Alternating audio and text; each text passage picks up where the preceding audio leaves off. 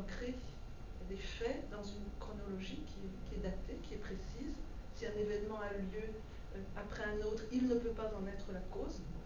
Voilà, donc il y a des règles triviales dans le domaine de l'écriture de l'histoire qui s'appliquent si on prend en compte les dates et les chronologies datées.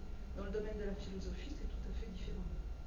On cherche la manière dont sont les choses, dont elles fonctionnent, finalement, d'une manière universelle. Hein. Peu importe,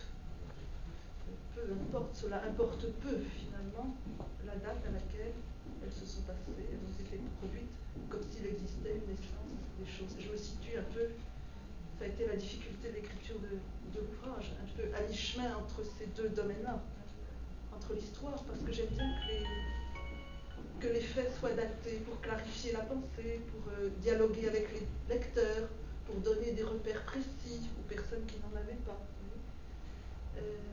Et puis je pense qu'il n'y a pas non plus de fonctionnement universel. C'est ma position, puisque je pense en termes de rupture. Je trouve qu'il y avait un avant la photographie et qu'il y avait un après la photographie.